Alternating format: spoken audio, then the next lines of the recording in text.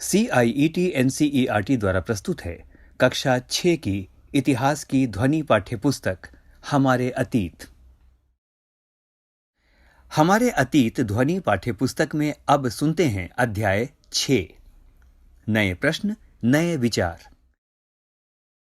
अध्याय 6, नए प्रश्न नए विचार।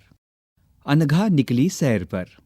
अनघा आज पहली बार अपने विद्यालय की ओर से सैर पर जा रही थी। इसके लिए उसने देर रात पुणे, जो महाराष्ट्र में है, से वाराणसी यानी उत्तर प्रदेश की ट्रेन पकड़ी। स्टेशन पर अनघा को छोड़ने आई उसकी मां ने अध्यापिका से कहा, बच्चों को बुद्ध के बारे में बताने के साथ साथ उन्हें सारनाथ दिखाने भी ले जाइएगा। बुद्ध की कहानी। बौद्ध धर्म के संस्थापक सिद्धार्थ थे, जिन्हें गौतम के नाम से भी जाना जाता है। इनका जन्म लगभग 2500 वर्ष पूर्व हुआ था। यह वो समय था जब लोगों के जीवन में तेजी से परिवर्तन हो रहे थे। जैसा कि तुमने अध्याय 5 में पढ़ा, महाजनपदों के कुछ राजा इस समय बहुत शक्तिशाली हो गए थे। हजारों सालों के बाद फिर से नगर उभर रहे थे। गांवों के जीवन में भी बदलाव आ रहा था।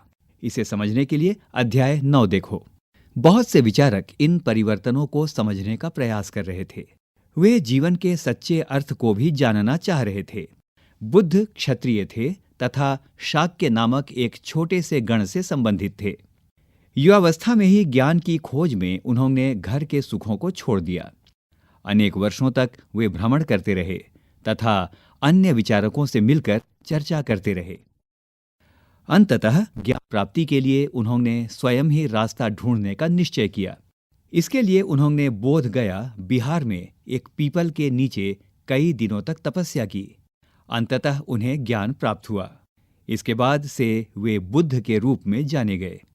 यहाँ से वे वाराणसी के निकट स्थित सारनाथ गए, जहाँ उन्होंने पहली बार उपदेश दिया। कुशीनारा में मृत्यु से पहले का शेष जीवन उन्होंने पैदल ही एक स्थान से दूसरे स्थान की यात्रा करने और लोगों को शिक्षा देने में व्यतीत किया। पृष्ठ संख्या 58। इस पृष्ठ पर एक चित्र दिया गया है जो सारनाथ स्तूप का है। इस इमारत को स्तूप के नाम से जाना जाता है। यहीं पर बुद्ध ने अपना सर्वप्रथम उपदेश दिया था। इसी घटना की स्मृति में यहाँ स्तूप का निर्माण किया गया। अध्याय 11 में तुम इन स्तूपों के बारे में और अधिक पढ़ोगे। आइए अब पाठ में चलें। बुद्ध ने शिक्षा दी कि यह जीवन कष्टों और दुखों से भरा हुआ है, और ऐसा हमारी इच्छा और लालसाओं, जो हमेशा पूरी नहीं हो सकती, के कारण होता है। कभी कभी हम जो चाहते हैं वह प्राप्त कर लेने के बाद भी संतुष्ट नहीं होते हैं एवं और अधिक अथवा अन्य वस्तुओं को पाने की इच्छा करने लगते हैं। बुद्ध ने इस लिप्सा को अण्हा या तृष्णा कहा है। बुद्ध ने शिक्षा दी कि आत्म संयम अपनाकर हम ऐसी लालसा से मुक्ति पा सकते हैं। उन्होंने लोगों को दयालु होने तथा मनुष्यों के साथ साथ जानवरों के जीवन का भी आदर करने की शिक्षा दी। वे मानते थे कि हमारे कर्मों के परिणाम, चाहे वे अच्छे हों या बुरे, हमारे वर्तमान जीवन के साथ साथ बाद के जीवन को भी प्रभावित करते हैं। बुद्ध ने अपनी शिक्षा सामान्य लोगों की भाषा प्राकृत में दी। इससे सामान्य लोग भी उनके संदेश को समझ सके। अब तुम्हारे लिए कुछ करने को, जरा सोचो, वेदों की रचना के लिए किस भाषा का प्रयोग हुआ था। अब पाठ में चलें। बुद्ध ने कहा कि लोग किसी शिक्षा को केवल इसलिए नहीं स्वीकार करें कि यह उनका उपदेश है, बल्कि वे उसे अपने विवेक से मापें। आओ देखो उन्होंने ऐसा किस प्रकार किया। पृष्ठ संख्या 59। किसा गौतमी की कहानी। यह बुद्ध के विषय में एक प्रसिद्ध कहानी है। एक समय की बात है, किसा गौतमी नामक एक स्त्री का पुत्र मर गया। इस बात से वह इतनी दुखी हुई कि वह अपने बच्चे को गोद में लिए नगर की सड़कों पर घूम घूम कर लोगों से प्रार्थना करने लगी कि कोई उसके पुत्र को जीवित कर दे। एक भला व्यक्ति उसे बुद्ध के पास ले गया। बुद्ध ने कहा, मुझे एक मुट्ठी सरसों के बीज लाकर दो, मैं तुम्हारे पुत्र को जीवित कर दूंगा। किसा गौतमी बहुत प्रसन्न हुई, पर जैसे ही वह बीज लाने के लिए जाने लगी, तभी बुद्ध ने उसे रोका और कहा, ये बीज एक ऐसे घर से मांग कर लाओ जहां किसी की मृत्यु ना हुई हो।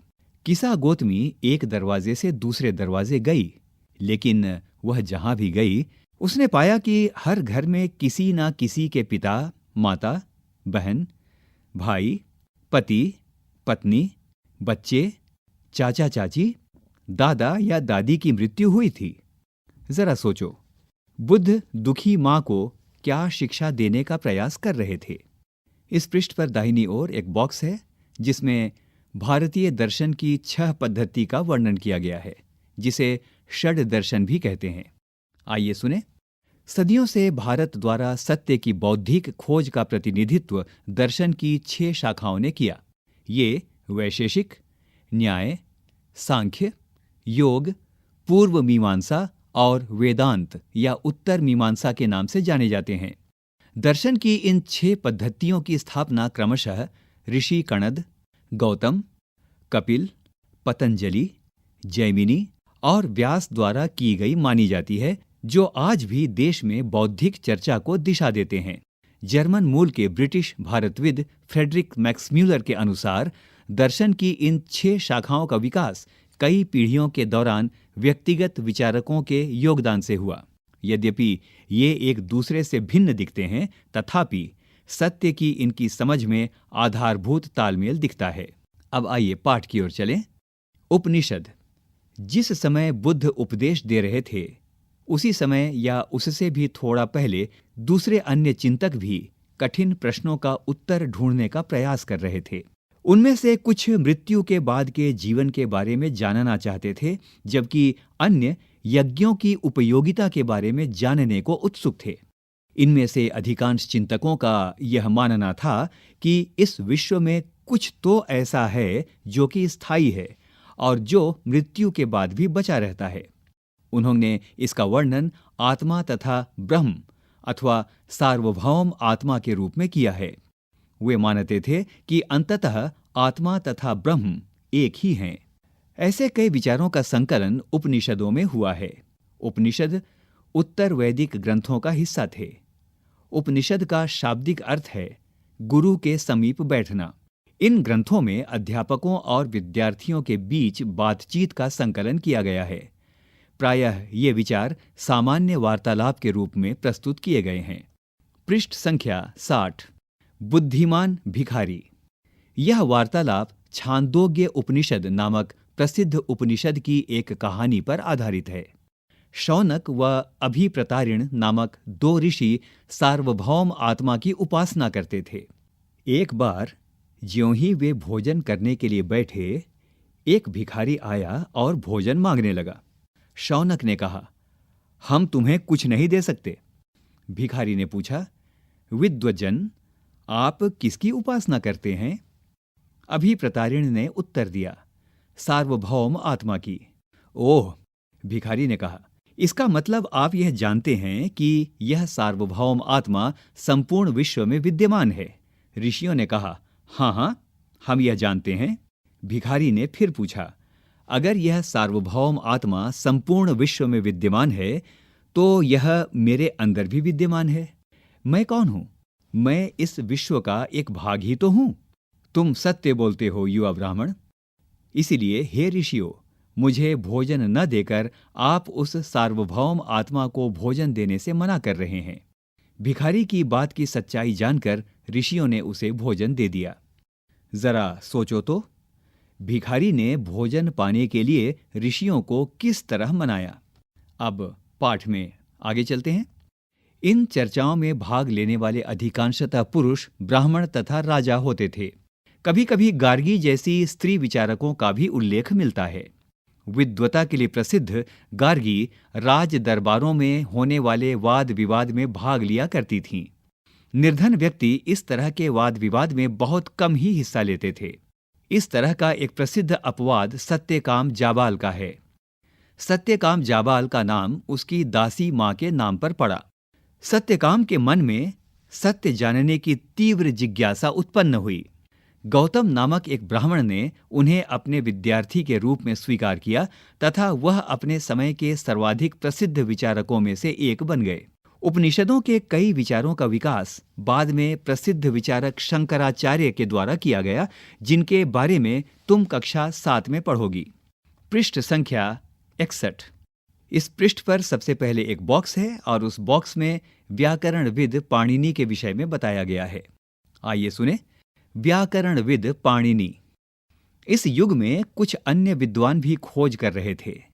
उन्हीं प्रसिद्ध विद्वानों में एक पाणिनि ने संस्कृत भाषा के व्याकरण की रचना की। उन्होंने स्वरों तथा व्यंजनों को एक विशेष क्रम में रखकर उनके आधार पर सूत्रों की रचना की। ये सूत्र बीज गणित के सूत्रों से काफी मिलते जुलते हैं। इसका प्रयोग कर उन्होंने संस्कृत भाषा के प्रयोगों के नियम लघु सूत्रों के रूप में लिखे, जो लगभग 3000 के करीब हैं। जैन धर्म। इसी युग में लगभग 2500 वर्ष पूर्व जैन धर्म के 24वें तथा अंतिम तीर्थंकर वर्धमान महावीर ने भी अपने विचारों का प्रसार किया। वह वज्जी संघ के लिच्छवी कुल के एक क्षत्रिय राजकुमार थे। इस संघ के विषय में तुमने अध्याय 5 में पढ़ा है। 30 वर्ष की आयु में उन्होंने घर छोड़ दिया और जंगल में रहने लगे। 12 वर्ष तक उन्होंने कठिन एवं एकाकी जीवन व्यतीत किया। इसके बाद उन्हें ज्ञान प्राप्त हुआ। उनकी शिक्षा सरल थी। सत्य जानने की इच्छा रखने वाले प्रत्येक स्त्री व पुरुष को अपना घर छोड़ देना चाहिए। उन्हें अहिंसा के नियमों का कड़ाई से पालन करना चाहिए, अर्थात किसी भी जीव को न तो कष्ट देना चाहिए और न ही उसकी हत्या करनी चाहिए। महावीर का कहना था, सभी जीव जीना चाहते हैं, सभी के लिए जीवन प्रिय हैं। महावीर ने अपनी शिक्षा प्राकृत में दी। यही कारण है कि साधारण जन भी उनके तथा उनके अनुयायियों की शिक्षाओं को समझ सके। देश के अलग अलग हिस्सों में प्राकृत के अलग अलग रूप प्रचलित थे। प्रचलन क्षेत्र के आधार पर ही उनके अलग अलग नाम थे।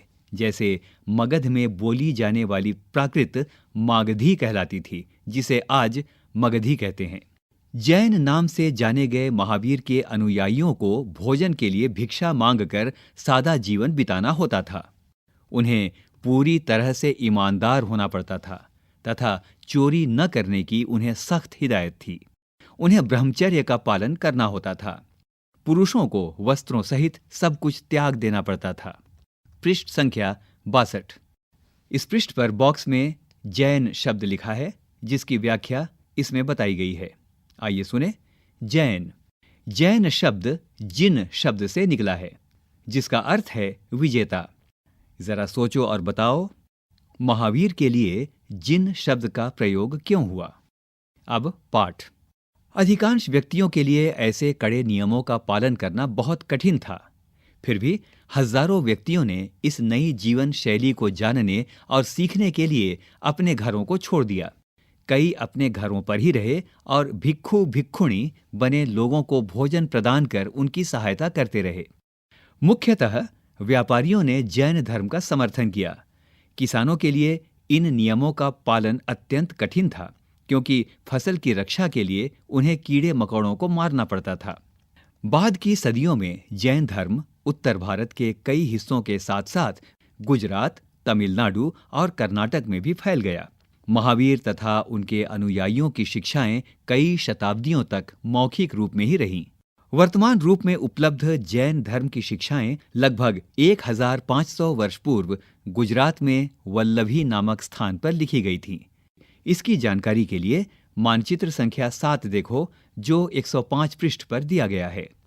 आइए आगे चलें। संघ।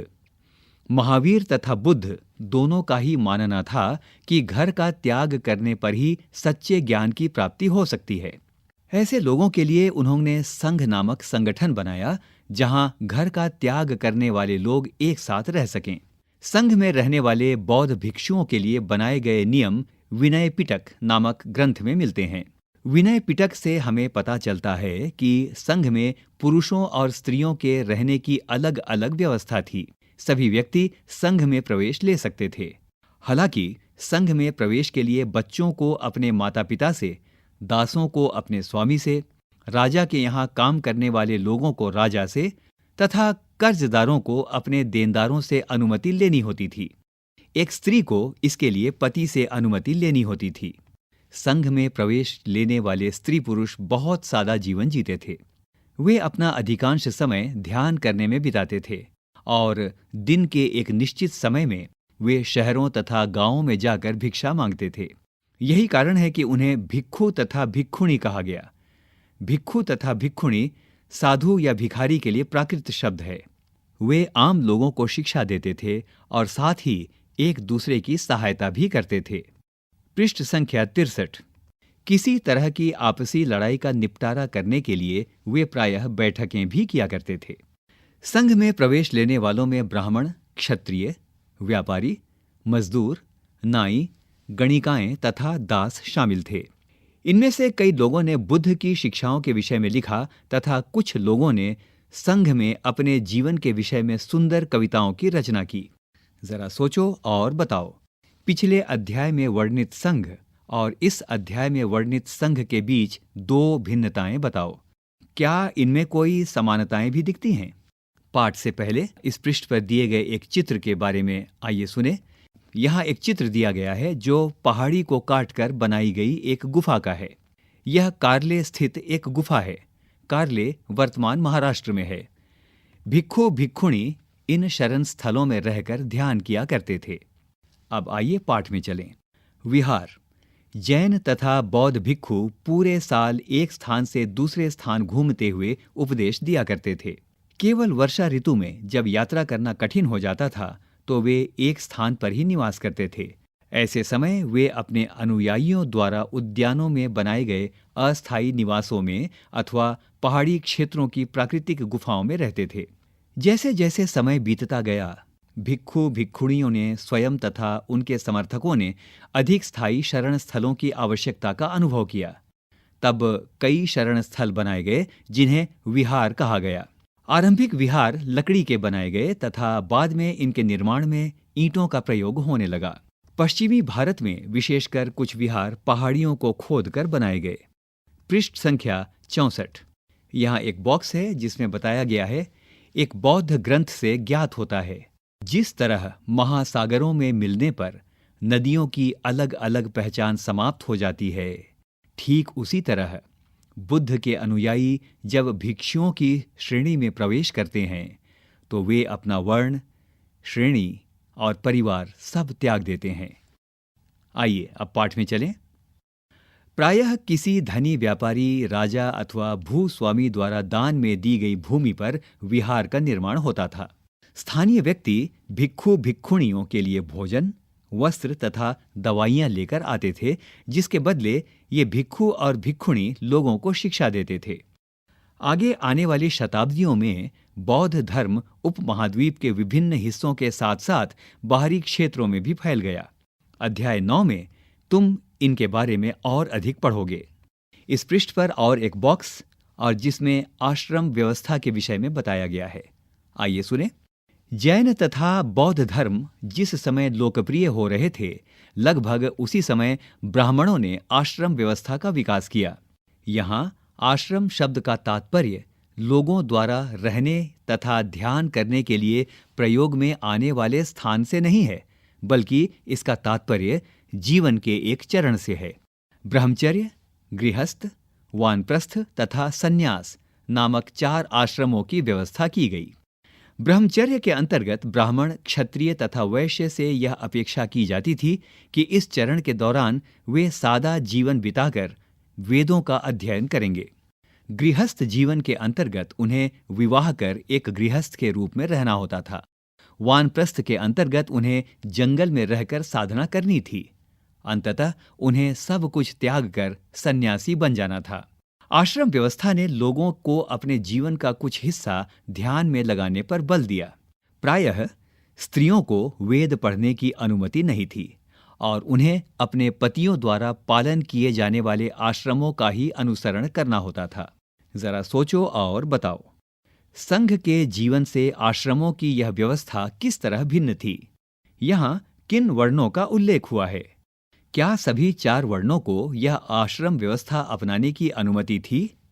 पृष्ठ संख्या 65। अन्यत्र। एटलस में ईरान ढूंढो। जरथुस्त्र एक ईरानी पैगंबर थे। उनकी शिक्षाओं का संकलन जेंद अवेस्ता नामक ग्रंथ में मिलता है। जेंद अवेस्ता की भाषा तथा इसमें वर्णित रीति रिवाज वेदों की भाषा और रीति रिवाजों से काफी मिलते जुलते हैं। जरथुस्त्र की मूल शिक्षा का सूत्र है सद्विचार, सद्वचन तथा सद्कार्य।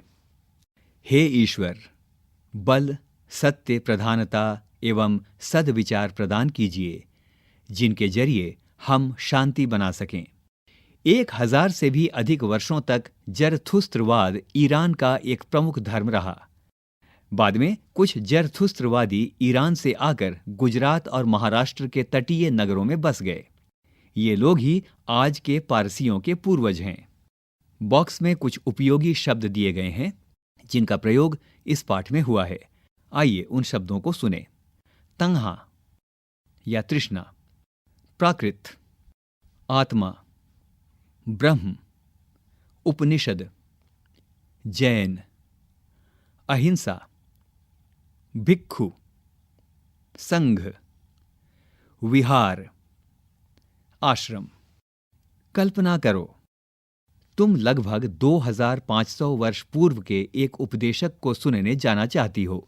वहां जाने की अनुमति लेने के लिए तुम अपने माता पिता को कैसे सहमत करोगी, इसका वर्णन करो। आओ याद करें। 1. बुद्ध ने लोगों तक अपने विचारों का प्रसार करने के लिए किन किन बातों पर जोर दिया। 2. सही व गलत वाक्य बताओ। क. बुद्ध ने पशु बलि को बढ़ावा दिया। सही व गलत। ख. बुद्ध द्वारा प्रथम उपदेश सारनाथ में देने के कारण इस जगह का बहुत महत्व है। सही या गलत। पृष्ठ संख्या 66। ग. बुद्ध ने शिक्षा दी कि कर्म का हमारे जीवन पर कोई प्रभाव नहीं पड़ता। सही या गलत। घ. बुद्ध ने बोध गया में ज्ञान प्राप्त किया। सही या गलत। अंगा. उपनिषदों के विचारकों का मानना था कि आत्मा और ब्रह्म वास्तव में एक ही हैं। सही या गलत। 3. उपनिषदों के विचारक किन प्रश्नों का उत्तर देना चाहते थे। 4. महावीर की प्रमुख शिक्षाएं क्या थीं? इस पृष्ठ पर बॉक्स में कुछ महत्वपूर्ण तिथियां दी गई हैं। उपनिषदों के विचारक जैन महावीर तथा बुद्ध लगभग 2500 वर्ष पूर्व। जैन ग्रंथों का लेखन लगभग 1500 वर्ष पूर्व। आओ चर्चा करें। 5. अनघा की मां क्यों चाहती थी कि उनकी बेटी बुद्ध की कहानी से परिचित हो? तुम्हारा इसके बारे में क्या कहना है? 6. क्या तुम सोचते हो कि दासों के लिए संघ में प्रवेश करना आसान रहा होगा? तर्क सहित उत्तर दो। आओ करके देखें। 7. इस अध्याय में उल्लिखित कम से कम 5 विचारों तथा प्रश्नों की सूची बनाओ। उनमें से किन्हीं 3 का चुनाव करके चर्चा करो कि वे आज भी क्यों महत्वपूर्ण हैं। 8. आज दुनिया का त्याग करने वाले स्त्रियों और पुरुषों के बारे में और अधिक जानने का प्रयास करो। ये लोग कहाँ रहते हैं, किस तरीके से कपड़े पहनते हैं तथा क्या खाते हैं, और ये दुनिया का त्याग क्यों करते हैं। अभी आप सुन रहे थे कक्षा 6 की इतिहास की पाठ्यपुस्तक हमारे अतीत का 6वां अध्याय। शीर्षक था नए प्रश्न नए विचार। निर्माण सहयोग शानू मुक्सीम, वाचन स्वर और निर्माण अजीत होरो तथा प्रस्तुति CIET NCERT नई दिल्ली, भारत।